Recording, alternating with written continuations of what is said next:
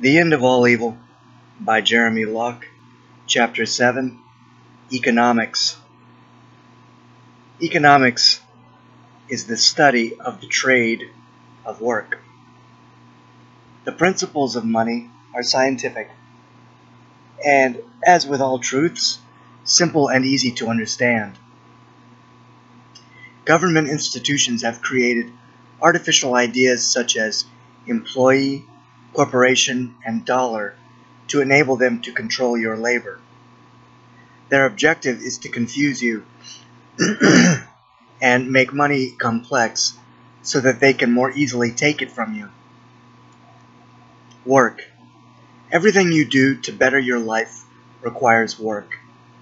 It may be as simple as planting a seed and tending the soil so that it will grow to be your food. It may be washing the dishes so that you can eat from a clean plate. It may be climbing a hill so that you can slide down. You do everything that you do to benefit yourself and those that you love. You may not be good at building some of the things you want. Trade. You may not be good at building some of the things that you want. You may not want to plant your own food. Trade allows you to do different kinds of work, but to give that work to others in exchange for work that they provide you. If you cannot build an integrated circuit, but can operate on a tumor, then a trade can help two people, a doctor and an engineer. Trades can be between 2, 3, or hundreds of people. But at the end of the day, it is as simple as trading your work for someone else's work. You get to do what you are best at, but get to receive what others are best at. Savings and debt. Savings and debt allow people to perform trades without the restriction of time. When you work today and redeem the traded work later, it is called savings.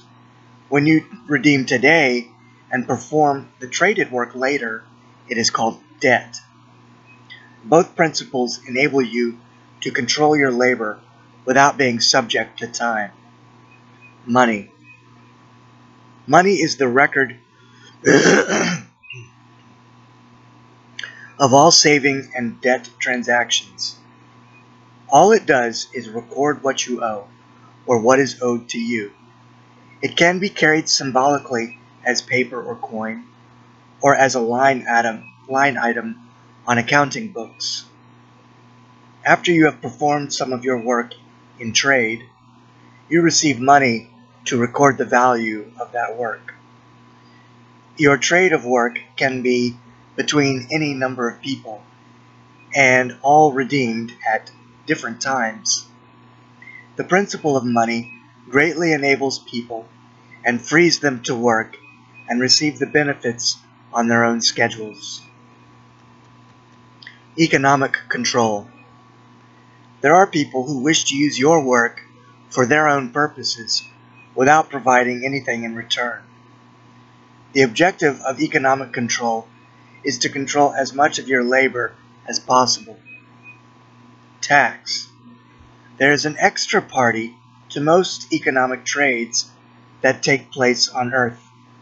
They offer no benefit to either party, and they do not allow you to choose whether or not to include them in the trade. A tax is when someone takes money that does not belong to them. Taxes are law and not principle,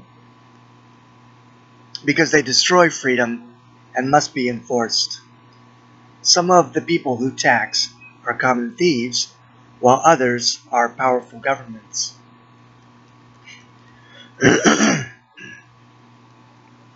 Extortion. The corruption of economics is called extortion. When you labor, but someone else redeems your work without your permission, it is tax. To tax someone is to steal from them a portion of their work, or all of it. Under taxation, you work but gain nothing in return. Even when the claim is made that the money will be spent for your benefit, you cannot choose what your work will buy. Under taxation, the extortionist is the master and you are the slave. What amount of time they steal from you is irrelevant. A slave for an hour or a slave for life is still a slave. Failure to pay is penalized by imprisonment or death. Taxation comes in many forms. The simplest is to steal your money without you ever realizing it. We call this theft, and it is practiced by common criminals. The more popular and vastly more profitable form of taxation is to take a portion of your work when you produce it, when you trade it, and when you save it. This is the form which is practiced by governments and mafias.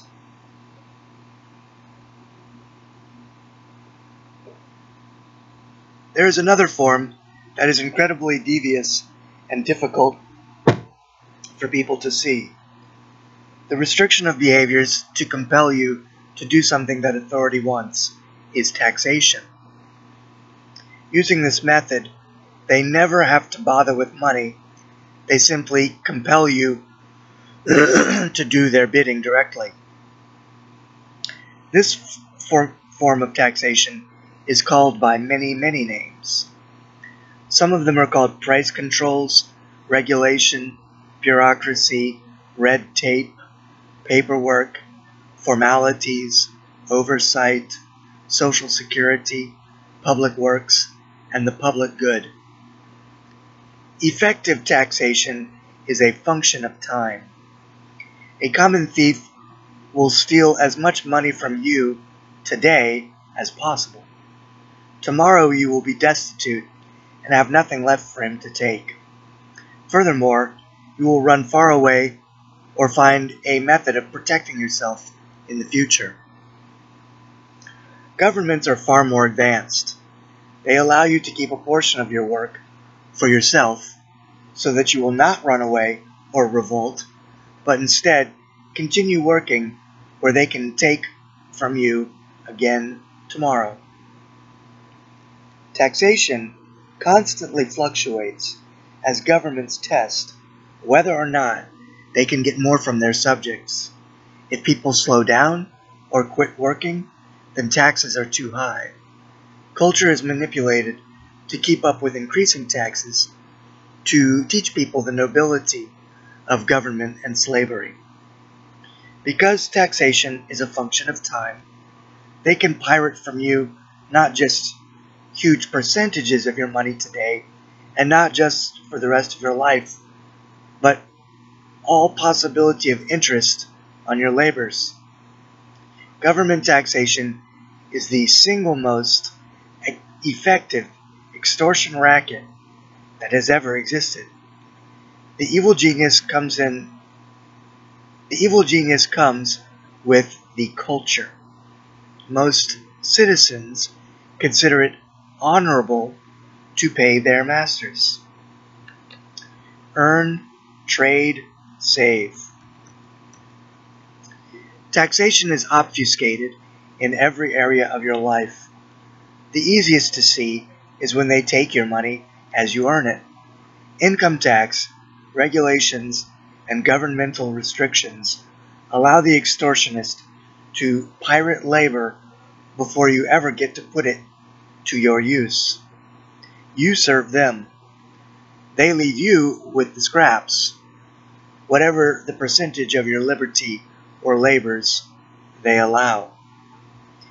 Extortionists take a further percentage every time you trade your labor, called sales tax, use tax, gas tax, or any other such sundry names. You have less than you produced because they already took huge percentages from you. And now as you go to redeem your labor for food, shelter, better health, or comforts, they take even more. This is not all, because they also restrict your choices in redemption. They tell you what is legal to buy how much, and sometimes at what price. Once earned and spent or saved, your money and property are still not safe. Property taxes and annual licensing fees confiscate a further percentage of your work as a privilege for ownership of your money, your own money. You bought a house and you bought a car, but in reality, you are just renting them from government. Try not paying the taxes and fees if you don't believe that. You will shortly be evicted. All of this is designed to keep you working tomorrow on the upkeep of your masters, lest you retire too early.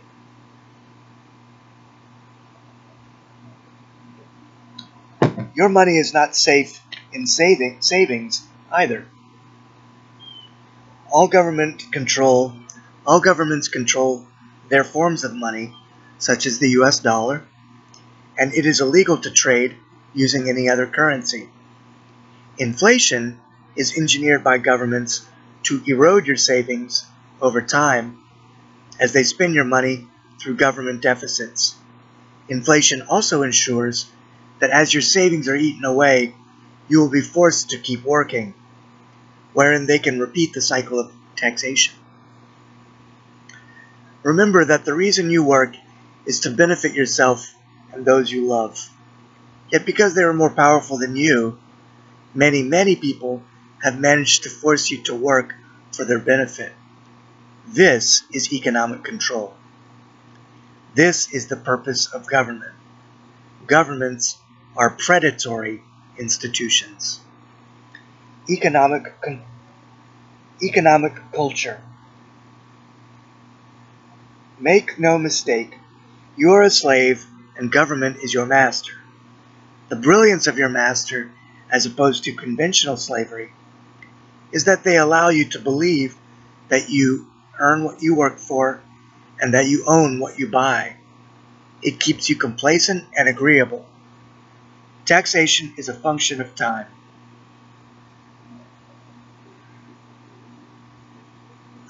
They will take just as much today as keeps you laboring in their behalf tomorrow. Cultural ideas like public servant, public works, public good, public protection, and social security illustrate their deviousness. They have actually convinced people that having their money stolen under threat of death is something to be desired. Remember, it is all for your own good. Constructs such as employee, job, corporation, and legal tender are rackets engineered by highly skilled extortionists to restrict behaviors and confiscate wealth. An employee is a person who performs work in trade for money. This is no different from a contractor, a non-employee, or a garage sale.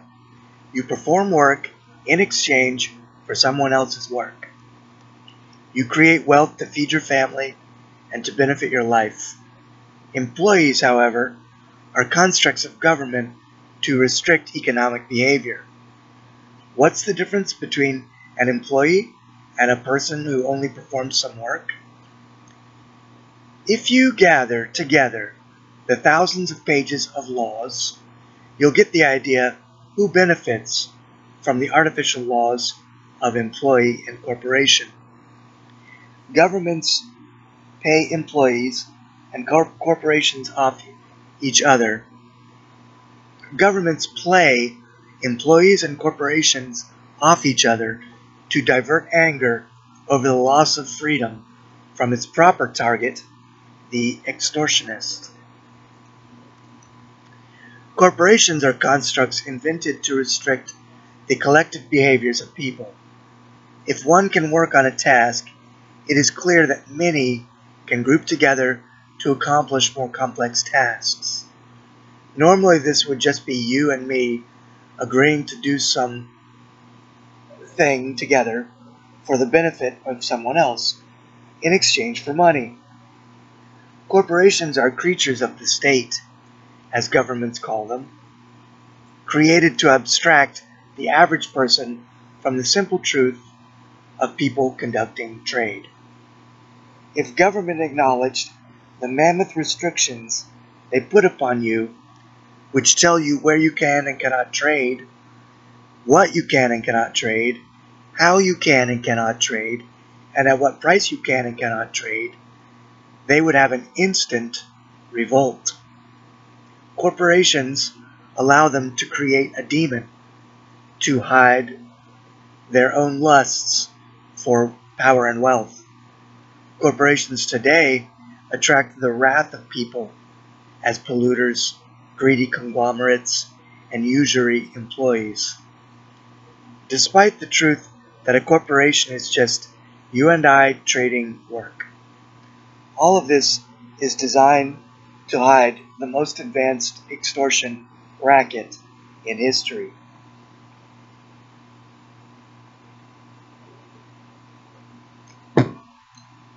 Cartels and monopolies. A corporate monopoly is hailed as evil because it destroys consumer choice. Governments tell us that monopolies force you to purchase a given product at a given price. The truth is, there is no force.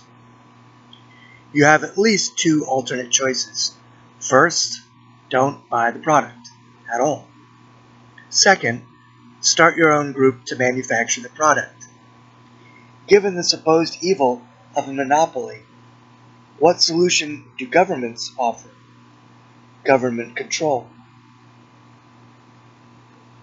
Government is the only true monopoly. You cannot choose whether or not to buy their services. Opting out is called treason and tax evasion. An authority will come to your door with guns. They will imprison or kill you. Government is the only true monopoly, and the monopoly is a monopoly of violence. These are the people that we are taught to trust with authority over our goods and services. Demonizing corporations as monopolistic follows the pattern of tyranny precisely. Fabricate an enemy and seize control. A cartel is when the forces in an economy band together to preclude anyone else from entering a market. As with a monopoly, this is only possible with government. Only a government has the weapons and police to stop you from selling a product or offering a service. There are cartels large and small all around the world. They normally focus on an industry within a country. For example, a government agency that controls the sale of drugs and healthcare operates a cartel. When licensing, government applications, and fees become the barrier to entry in a market, government effectively keeps the existing market in place and keeps you out. If you try to operate in freedom outside the law, you will be jailed or killed. Many big businesses love cartels because government becomes their partner in keeping competition away. The laws and regulations that people are taught to agree to do not hurt big businesses. Big business are the only ones who can afford the cost of regulation.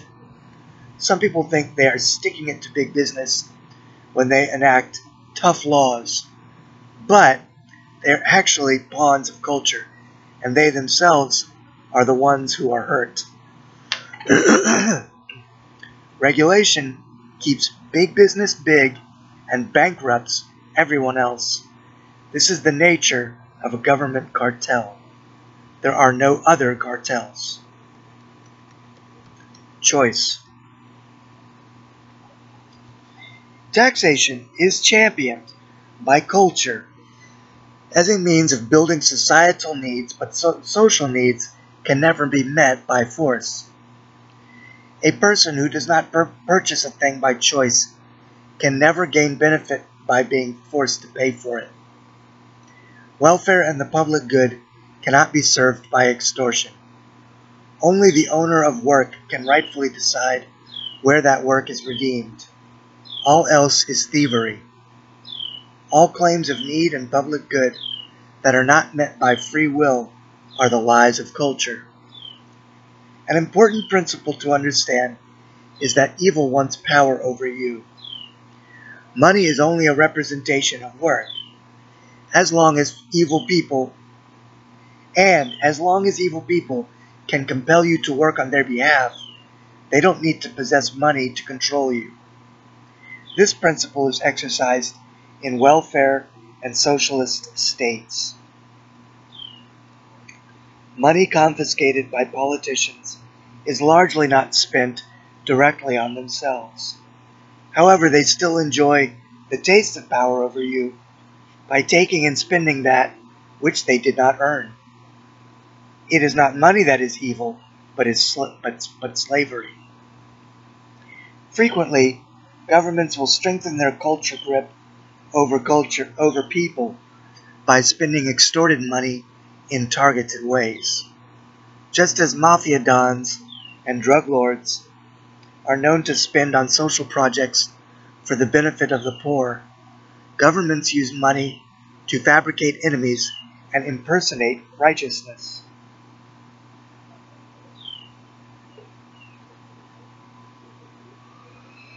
They spend lavishly with other people's money on public works and welfare, while condemning the rich, socialism, or the Jews, Nazis, or freedom itself, terrorists. The pattern plays out in 1,000 ways, and the artificial enemies are always different. But the result is always the same. Governments do not always spend money on themselves, but they always increase their power. Remember that money is only a representation of power. Its only value is in its ability to convince others to work on your behalf. Money's value can be wildly fluctuated depending on how you view it at a given moment. Those in authority over you know very well that money can have vastly more value than the numbers printed on the front when you use it as a weapon against one group to benefit another. They claim to exercise authority with no gain for themselves. This is a great lie of evil, used liberally in democracies. It is a debt paid by slaves to be collected by authority in loyalty and allegiance. For all who wish to feed the poor of the world, there is only one solution: end authority. Freedom solves the world's ills. The reason the earth has widespread poverty is simply because people are not free to pursue prosperity. A free people are a prosperous people. Government debt. Government debt is money spent by governments before they confiscate it. Such debt has little meaning since the evil is found in the confiscation and not the timing. However, given the culture of democracies, people are taught that the nobility of nations and the loyalty of being a taxpayer. Governments know that they can spend whatever they want today and obligate you to pay for it tomorrow. The nature of national cultures is such that even when the threshold of extortion is less than government spending, by the time the debt comes due, culture convinces people that it is their debt. In this fashion, they raise the threshold of extortion. People are less likely to revolt or quit working when they are taught that it is their nation, their debt, and their moral obligation to pay. Bureaucracy. Bureaucracy is a word used to describe the requirements of complying with government regulations.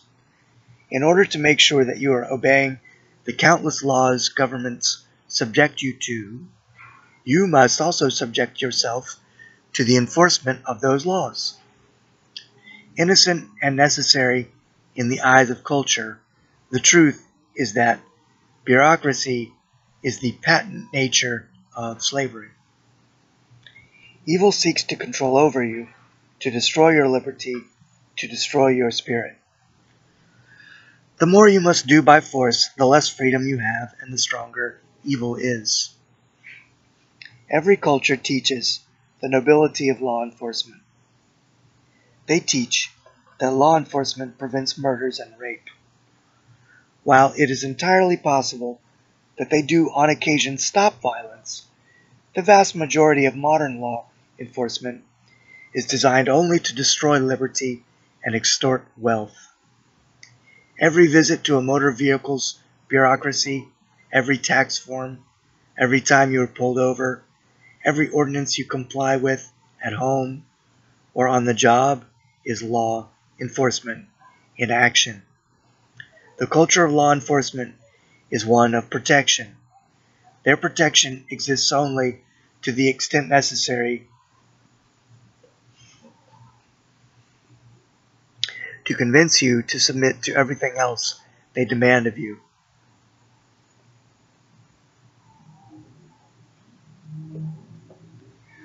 The law teaches that you must comply with reams of bureaucracy and enforcement in order to protect other people from you.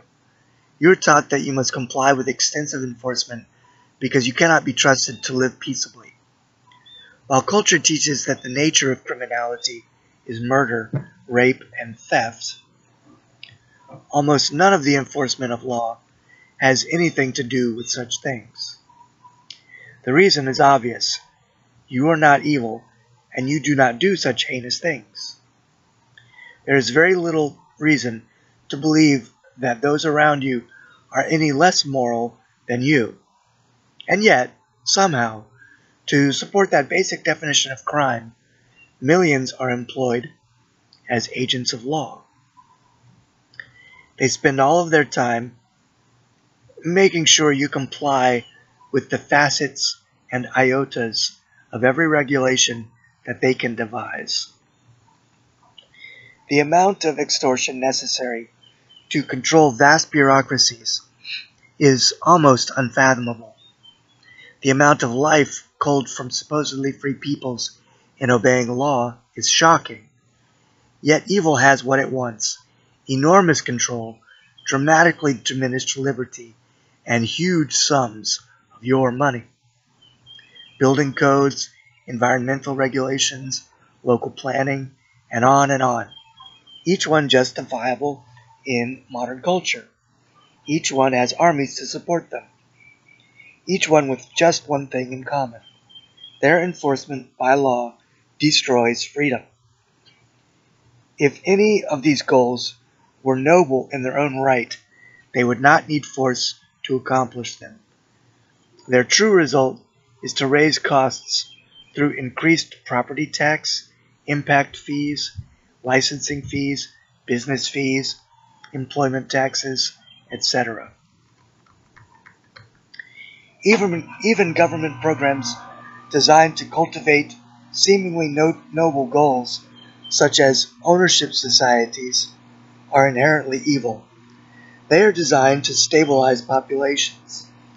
What that means is they get more people to commit to a location and a cost on long-term financing so that it is harder to escape taxation. If governments actually wanted families to own their own homes, they would simply stop charging them rent every year.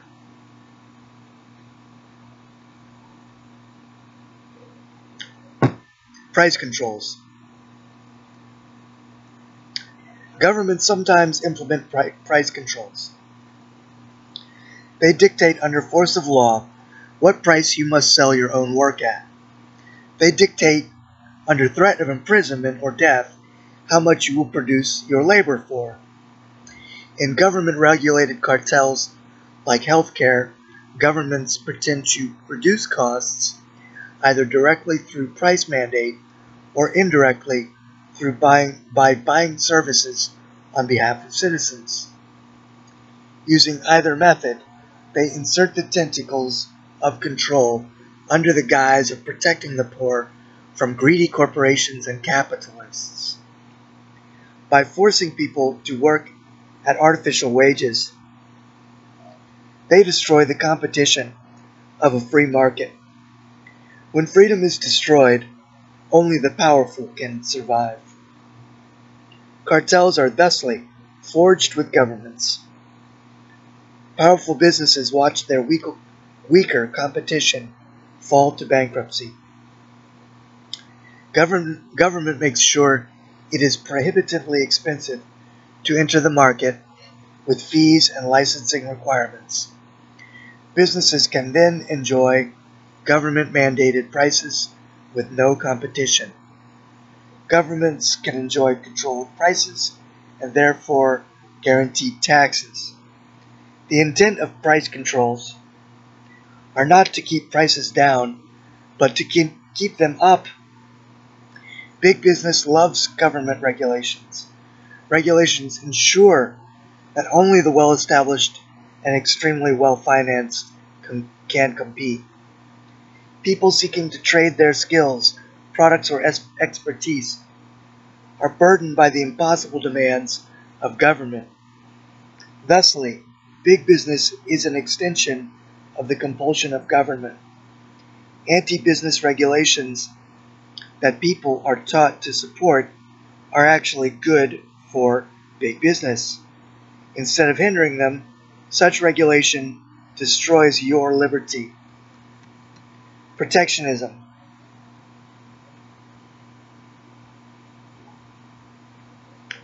Protectionism teaches that those within one nation or border should exclude others from trade under force of law. This takes place as restrictions on buying and selling products and services, as well as employing people. Why should the citizens of one nation be less entitled to wages or a job than the next? Protectionism is that simple. Are those outside your border inferior human beings that they should be kept from working by force? What morality exists in the teaching that one group of people is more valuable than another because of where they were born or where they live? Freedom is about the value of people. The disparity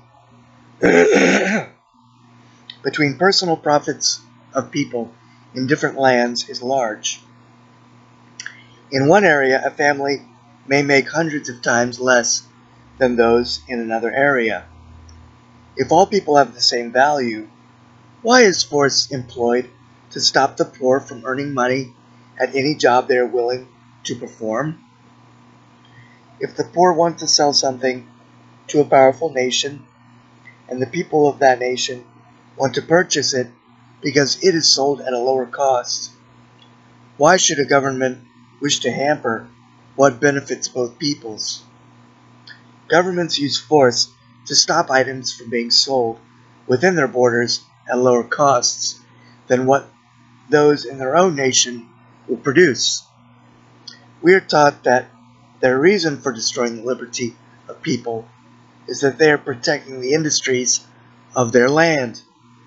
It is not hard to see the truth in evil when governments extract large percentages of money from trades. The higher the cost of the product, the higher the extracted the higher the extracted tax. Protection, as always, is slavery. Education. Governments control education for the purpose of culturing employees. The objective of state education is the stabilization of the tax base. Schooling, education, and knowledge are not the same thing. One is not a natural result of the other. People grow in knowledge when they learn truths. Teaching and schooling are meaningless when students do not seek wisdom. They are likewise meaningless when that which is being taught is not wisdom. In order to learn, people must thirst for knowledge. Force and compulsion cannot accomplish this. Law does not pretend to teach people their worths or their abilities of achievement. Law desires only that you learn obedience. Not only does law provide a way for students to learn the merits of social and economic obedience to authority, it enforces a near-perfect monopolization against all other teachers. Private schools and parents themselves are nearly shut out from teaching children the one lesson they need, an understanding of their own value and potential. When people understand that their minds are truly capable of anything, and that they are able to learn and grow according to their dreams, they tend to make poor citizens. They question culture and oppressive authority. They reject taxation. They are stronger, more peaceful, more prosperous, and more independent. All of this is wonderful for humanity and destroys evil. Revealing truth.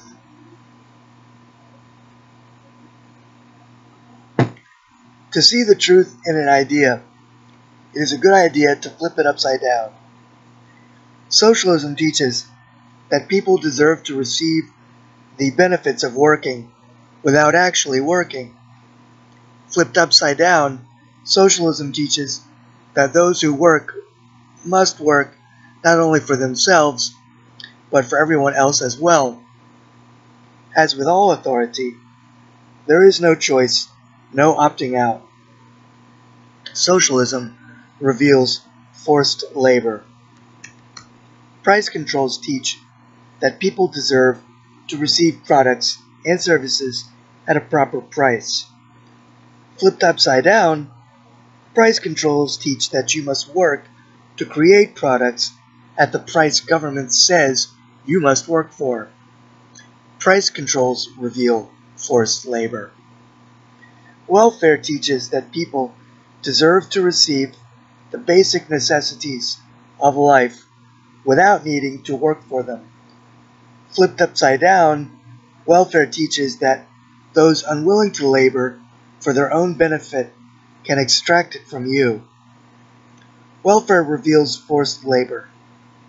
Bureaucracy teaches that people should be able to expect others to behave according to strict rules to benefit everyone.